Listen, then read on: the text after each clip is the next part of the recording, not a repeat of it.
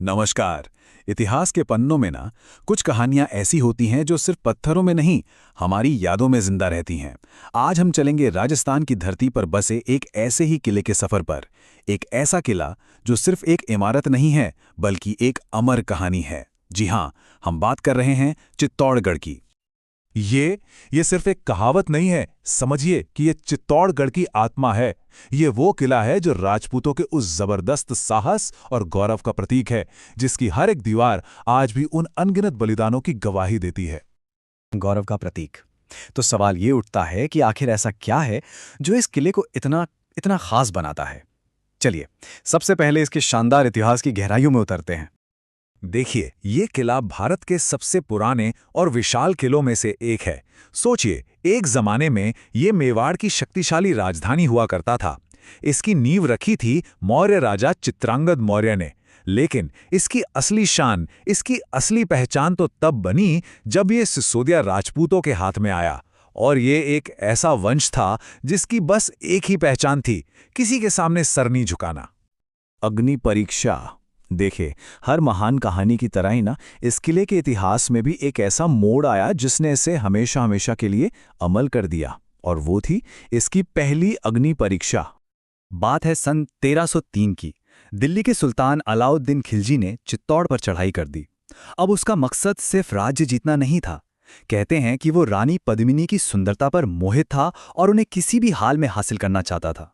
और बस इसी घेराबंदी ने एक ऐसी त्रासदी को जन्म दिया जिसकी गूंज आज तक इतिहास में सुनाई देती है।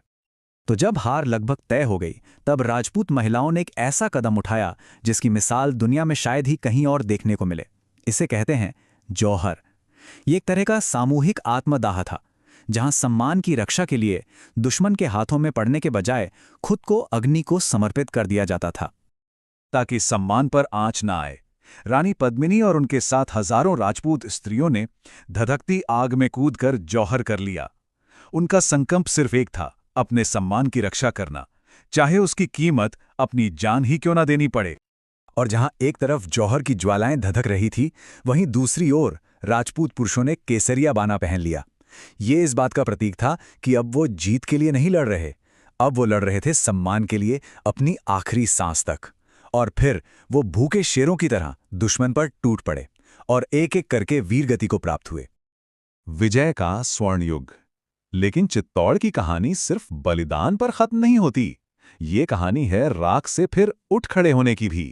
जी हां, इस भयानक तबाही के बाद आया विजय का एक सुनहरा दौर।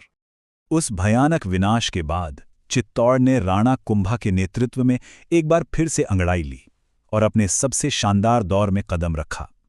उन्होंने सिर्फ किले को दोबारा खड़ा नहीं किया, बल्कि मेवाड़ की शान को नई ऊंचाइयों तक पहुंचा दिया। और इस सुनहरे दौर का सबसे बड़ा प्रतीक वो है ये विजय स्तंभ, ये 9 मंजिला टावर जो आज भी आसमान को छूता हुआ नजर आता है। इसे राणा कुंभा ने मालवा के सुल्तान पर अपनी जबरदस्त जीत की याद में बनवाया था, और ये आज भी मेवाड़ की जीत की कहानी सुनाता है। राणा कुंभा का शासनकाल ना हर लिहाज से कमाल का था। उन्होंने सबसे पहले तो राजपूतों की सत्ता को फिर से मजबूती से स्थापित किया।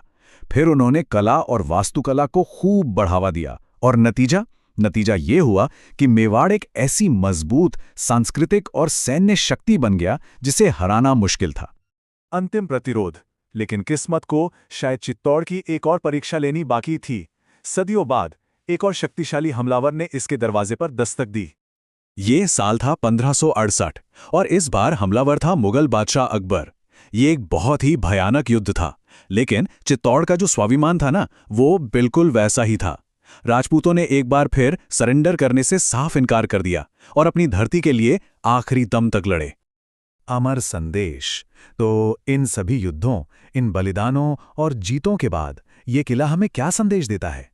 इसकी ये जो खामोश दीवारें हैं, इनमें आखिर कौन सी सीख छिपी है?